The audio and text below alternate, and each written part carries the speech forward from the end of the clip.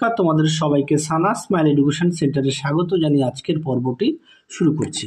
আজকে তোমাদের জন্য নিয়ে চলে এসেছি তোমরা যারা ষষ্ঠ শ্রেণীর দ্বিতীয় পর্যায়ক্রমিক মূল্যায়ন পরীক্ষা দেবে তোমাদের জন্য রায় ও মার্টিন প্রশ্নবিচিত্র থেকে আজকে সমাধান করে দেখাবো পরিবেশ ও বিজ্ঞান বিষয়ে মডেল নাম্বার 17, অর্থাৎ তোমাদের সেকেন্ড ইউনিট টেস্টে 17 নম্বর স্কুলের যে সমস্ত প্রশ্নগুলো আছে সমস্ত প্রশ্নের উত্তর তোমাদের সমাধান করে দেখাবো।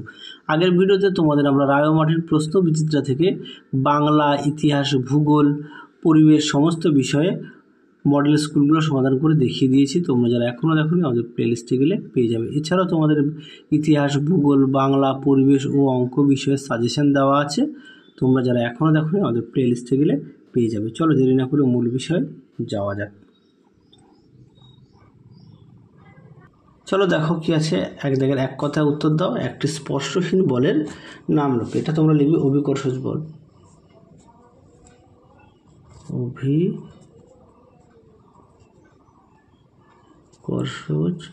বল।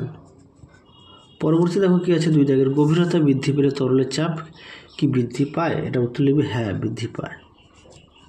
হ্যাঁ বৃদ্ধি পায়। পরবর্তী দেখো মানুষের হৃদস্পন্দন মিনিটে কতবার? তোমরা লিখবে 72 থেকে 80 বার। 72 থেকে 80 বার। পরবর্তী প্রশ্ন দেখো কি আছে, দুই দাগের সঠিক উত্তরটি বেছে নিয়ে লেখো। একে আছে গ্রানাইট রূপান্তরিত হয়ে, এটা উত্তর হবে নিচে পরিণত হয়, অপশান বি। পরবর্তী প্রশ্ন দেখো এসআইতে তড়িৎ প্রবাহের একক হলো, এটা উত্তর হবে অপশান এ অ্যাম্পিয়ার। তিন দাগের প্রশ্ন দেখো উদ্ভিদের বৃদ্ধির পরিমাপক যন্ত্রের নাম হচ্ছে অক্সানোমিটার। এই প্রশ্নটি তোমাদের অনেক মডেল সেটে আছে, নিশ্চয়ই তোমরা দেখেছো, আমি তাও আরও একবার বলে দিলাম। পরবর্তী প্রশ্ন দেখো এলপিজির পুরো নাম কি? দেখো এখানে লিখে দিয়েছি liquefied petroleum gas. Liquefied petroleum gas. পরবর্তী প্রশ্ন দেখো কি আছে, আয়তন ইকুয়াল টু দৈর্ঘ্য ইন্টু প্রস্থ ইন্টু কী হবে? উচ্চতা হবে। এটা হবে উচ্চতা। পরবর্তী দেখো বাম স্তম্ভের সঙ্গে ডান স্তম্ভ মেলাও।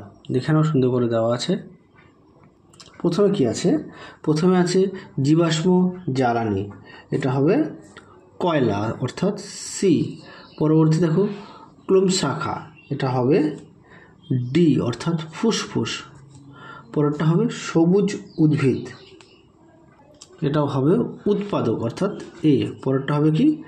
ঘর্ষণ, ঘর্ষণটা হবে ক্ষয়। তাহলে স্তম্ভ মেলাটা সমাধান করে দেখিয়ে দিলাম। পরবর্তী প্রশ্ন দেখো কি আছে, 5 নিম্নলিখিত প্রশ্নগুলি উত্তর দাও। দ্বিপত্র কপাটিকার অবস্থান লেখো। উত্তরটা হবে বাম অলিন্দ ও বাম নিলয়ের মাঝে অবস্থিত। আরও একবার বলি, বাম অলিন্দ ও বাম নিলয়ের মাঝে অবস্থিত। পরবর্তী দেখো লিন্ডেমিনের 10% সূত্রটি। এই প্রশ্নের উত্তরটা তোমাদের 10 নম্বর ও 11 নম্বর মডেল সেটে দেওয়া আছে, আমি সেখানে উত্তরটা দেখিয়ে দিয়েছি। একই প্রশ্নের উত্তর বলে আর বারবার দেখাচ্ছি না। এছাড়াও তোমাদের পাঠ্যবই থেকেও দেখবে ছকের মধ্যে আছে, সেখান থেকেও তোমরা পড়ে নিতে পারো। 3 দাগের প্রশ্নটি দেখো, পোড়া চুনে জল মেশালে কোন শক্তি কোন শক্তিতে রূপান্তরিত হবে? এটা উত্তর হবে রাসায়নিক শক্তি তাপ শক্তিতে রূপান্তরিত হয়। পরবর্তী দেখো 6 দাগে কী আছে, নিম্নলিখিত প্রশ্নগুলি যথাযথ উত্তর দাও যে কোনো 3টি। এক দাগে দেখো আন্তর্জাতিক প্রমাণ মিটার বলতে কি বোঝায়? উত্তরটি দেখো, দেখে নাও আন্তর্জাতিক প্রমাণ মিটার। উত্তরটি এখান থেকে তোমরা এই অবধি লিখবে। দেখে নাও, যাদের বই আছে অবশ্যই বই থেকে পড়বে, যাদের বই নেই তোমরা একটু খাতায় লিখে নিয়ে পড়বে। চলো পরবর্তী প্রশ্ন দেখো। পরবর্তী প্রশ্ন দেখো 2 দাগের আকরিক বলতে কি বোঝায়? লোহার আকরিকের নাম কি? লোহার আকরিকের নাম হচ্ছে হিমাটাইট। আর আকরিক বলতে কি বোঝায়? উত্তরটা দেখো, দেখে নাও আকরিক কাকে বলে। এখান থেকে তোমরা এই অবধি উত্তরটা লিখবে, সুন্দর করে দেওয়া আছে, দেখে নাও। চলো পরবর্তী প্রশ্ন দেখো। লোহার আকরিকের নাম এটা তো বলেই দিলাম, হিমাটাইট। পরটা দেখো কি আছে, খাদ্য শৃঙ্খল কাকে বলে? প্রশ্নের উত্তরটা দেখো আছে একটি তৃণভূমি খাদ্য শৃঙ্খলের উদাহরণ দাও। তোমরা লিখবে সবুজ উদ্ভিদ থেকে ঘাস ফড়িং ব্যাঙ। সবুজ উদ্ভিদ থেকে ঘাস ফড়িং ব্যাঙ। আচ্ছা খাদ্য শৃঙ্খল কাকে বলে? উত্তরটা দেখো, দেখে নাও খাদ্য শৃঙ্খল কাকে বলে। কী আছে, যে পদ্ধতিতে সূর্য থেকে প্রাপ্ত শক্তি উৎপাদক থেকে পর্যায়ক্রমে খাদ্য সম্পর্কের মাধ্যমে বিভিন্ন প্রাণীগোষ্ঠীর মধ্যে প্রবাহিত হয়ে শক্তি প্রবাহের ধারাবাহিকতা বজায় রাখে তাকে খাদ্য শৃঙ্খল বলে। উদাহরণটা দেখে নাও, সুন্দর করে দেওয়া আছে। চলো পরবর্তী প্রশ্ন দেখো।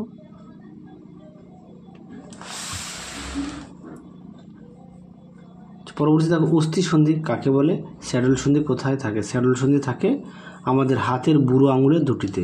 স্যাডল সন্ধি থাকে আমাদের হাতের বুড়ো আঙুলের দুটিতে। আচ্ছা, আর অস্থি সন্ধি কাকে বলে? এই প্রশ্নটি তোমাদের 16 নম্বর মডেল স্কুলে দেওয়া ছিল, আমি সেখানে তোমাদের লিখে দিয়েছি, একটু দেখে নিও। দেখো 16 নম্বর মডেল স্কুলে 4-এর 5 দাগের উত্তরটা দেখানো আছে, একটু দেখে নিও। একই প্রশ্ন তো, সেই কারণে বারবার দেখালাম না। পরে দেখো 7 দাগের প্রশ্নটা কী আছে? নবীকরণযোগ্য ও অনবীকরণযোগ্য শক্তির উৎস বলতে কী বোঝো? যান্ত্রিক শক্তি কাকে বলে? চলো এই প্রশ্নের উত্তরটা দেখাই।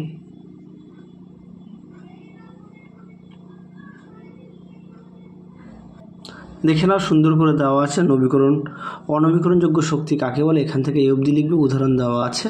আর নবীকরণযোগ্য শক্তি কাকে বলে, এখান থেকে এই পর্যন্ত দেওয়া আছে, আর উদাহরণটা অবশ্যই দেখে নিও। নবীকরণযোগ্য শক্তির উদাহরণ হচ্ছে বায়ুশক্তি, সৌরশক্তি, জোয়ার ভাটা শক্তি ইত্যাদি। তোমরা একটু দেখে নাও, যাদের বই আছে অবশ্যই বই থেকে পড়বে, যাদের বই নেই তোমরা একটু খাতায় লিখে নিয়ে পড়বে।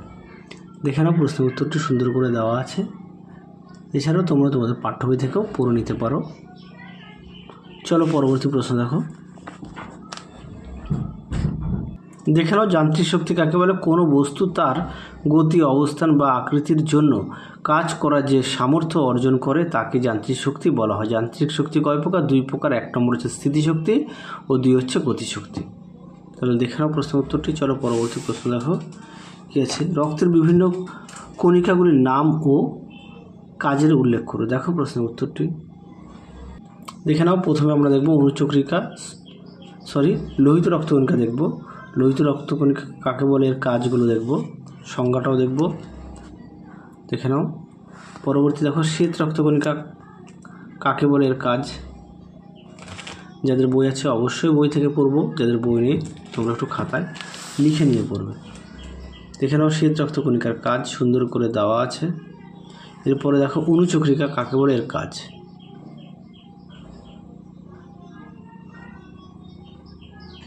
দেখে নাও, যাদের বই আছে অবশ্যই বই থেকে পড়বে। চলো পরবর্তী প্রশ্ন দেখো কী আছে? মৌলিক বা প্রাথমিক রাশি ও লব্ধ রাশি কাকে বলে? চলো প্রশ্নের উত্তরটা দেখো, আর বর্ণালীর নীতিটা লেখো। দেখে নাও, মৌলিক রাশি কাকে বলে?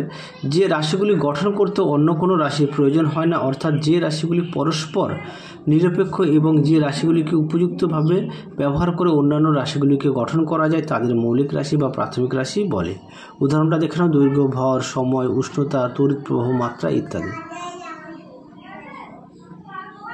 পরবর্তী প্রশ্ন দেখো, লব্ধ রাশি কাকে বলে? সমজাতীয় বা ভিন্ন জাতীয় মৌলিক রাশিগুলির সাহায্যে যে ভৌত রাশিগুলিকে গঠন করা যায় তাদের বলা হয় লব্ধ রাশি। উদাহরণ ক্ষেত্রফল, আয়তন, বেগ, ত্বরণ, বল, কার্য, ভরবেগ ইত্যাদি। দেখো সুন্দর করে দেওয়া আছে।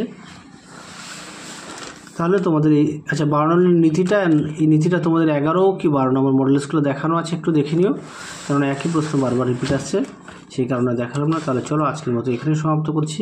আবার দেখা হবে খুব শীঘ্রই তোমাদের পরবর্তী ভিডিওতে।